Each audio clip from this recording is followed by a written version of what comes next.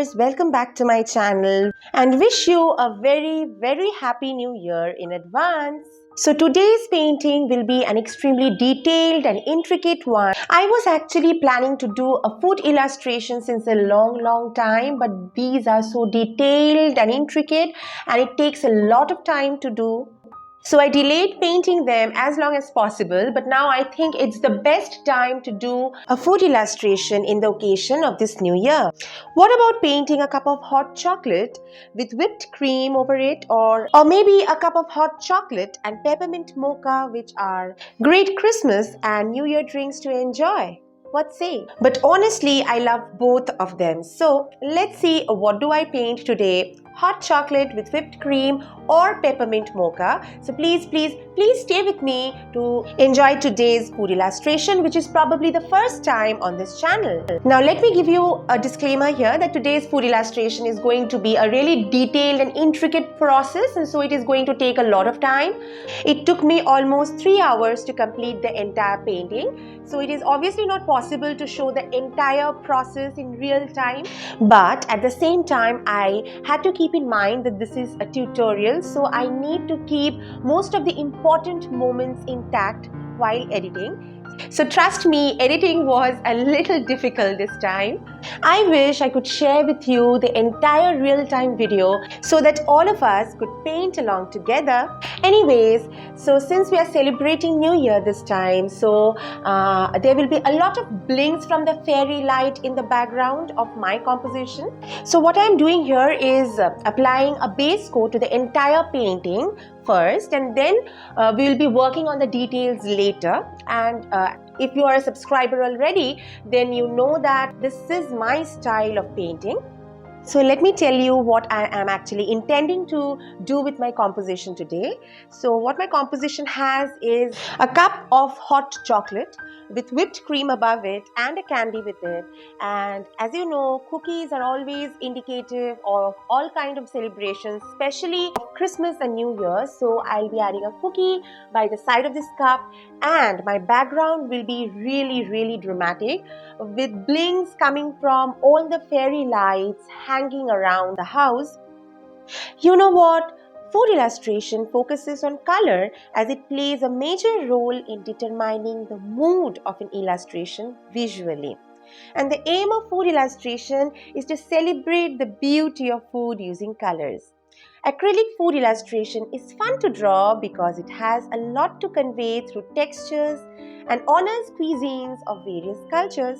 As already discussed before, food illustrations have always been my absolute favorite because you know how much do I love colors and details, which is why I place a lot of focus on color as it plays a large part in determining the mood of an illustration. In my opinion, the color should feel bold and vibrant, be loud and demand attention. When it comes to food, the aim is often to celebrate, convey a feeling of joy, and highlight its power in bringing people together. So color does a great job with that. And food is really fun to draw because there is often a lot to communicate, from contrasting colors and textures to honoring certain cultural elements. That's also why it can be so difficult. Consistencies like, for example, melting chocolate, and amounts like, for example, rice grains in a bowl of rice can be very tricky to draw, and a good balance between stylization and making a dish or a food look true to itself is very important. And you know, what do I find the most challenging? The human brain works in an amazing way and we perceive food not only by its taste but also its aroma and color. And since we can't work with the taste or aroma in illustration, color is key when creating enticing food illustration. So really, try to build a rich and bright color palette for your illustrations. And yes, another very important thing to keep in mind is that your illustration does not need to be perfect. When food is too perfect, it actually looks fake. And there's no such thing as a perfectly round orange or a super symmetric cupcake, so don't worry too much about it. And if you are new to food illustration, try to create artworks of food you love. This makes the process so much more fun and enjoyable, and it's more likely that you will be happy with the outcome. So anyways, I am presently working on the background, and since our main focus is the food just in the middle, so the background won't be too pronounced. So to show the blinks from the lights, I am creating a bokeh effect. So please notice how I am handling my brush while doing the bokeh effect. Always remember that the lights should be really faded out and should not have sharp corners and boundaries. This imitates any well-focused photo where you might have noticed that the background is really smudgy and the main focus lies on the main element of the photograph. Now our painting will be quite similar to that because my reference image is a photograph itself. I always prefer to use a small-headed mop brush for making the bokeh effect. Some people use their little fingers to do the same. You can, however, do whatever is convenient for you. Now I am adding the second layer to my cup of hot chocolate. Now one very important thing to focus on while doing this cup of hot chocolate, especially the second layer, is that you need to keep in mind that you are painting a glass surface. Now it is always a little difficult to bring out the trueness of any shiny surface in your illustration, but this is one of the many challenges of doing food illustrations, And yes, having the right kind of brushes with you while doing a food illustration is very important. Like for example, always use a flat brush for the backgrounds and larger spaces, and do all the details using round brushes, and the extremely fine details should be done using detailing brush or mini brushes. So I just hope you like today's tutorial and enjoy the entire process. So please stay with me.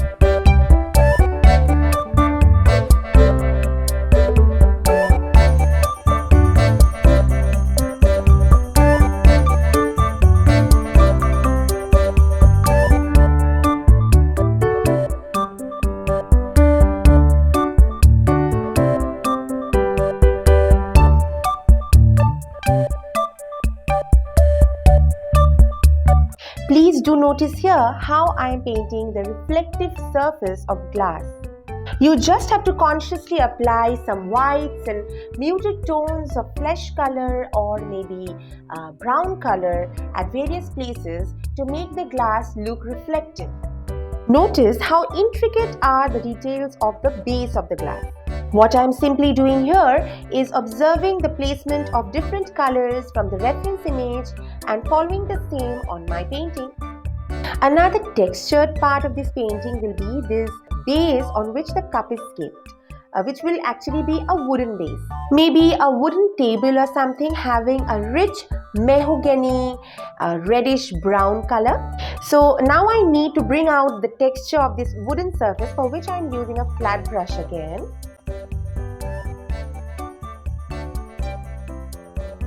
Use a round flat brush to bring out the texture of the wooden surface and use darker shades of brown for this.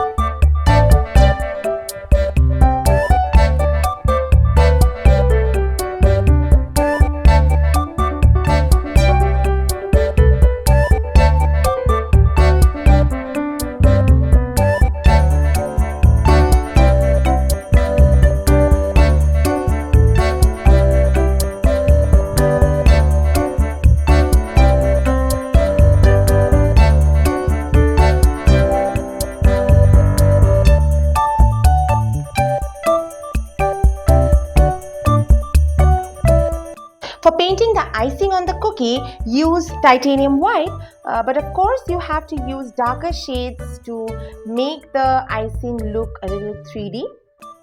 We are just going to add some shadows on the sides of the icing to make it look lifted up on the surface of the cookie. So anyways, keep following the process and I hope you like it. I'll definitely get back to talking to you when there is a need to explain a particular process. So please stay with me and don't go anywhere.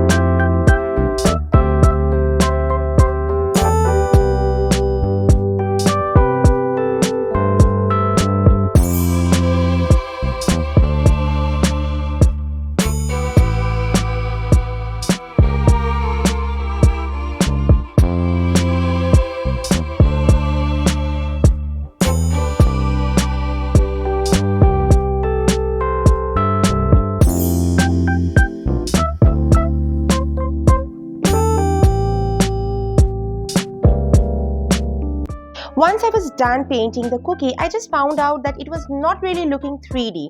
So I had to add a few highlights to make it look sitting at a particular angle in front of the cup. So now that I am almost done with the detailing part, so I'll be painting the little red stripes on the candy sitting on the top of the whipped cream. And this is going to be really simple. Paint some simple curved lines on the surface of the candy. Now wait, I think it could be a straw as well. So I don't know whether it is a candy or a straw. But whatever it is, painting this one is going to be really easy. I am now adding a few highlights with white color. Just pure titanium white.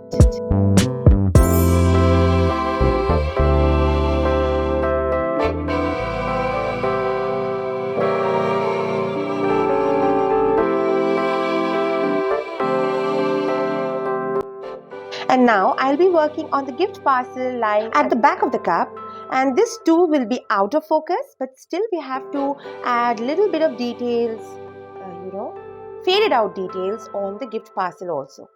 And now the last but not the least, The most important part of this entire composition is to paint the reflection of this cookie on the glass cup. And I'm pretty sure that this particular step is going to add another level of realism to this entire composition.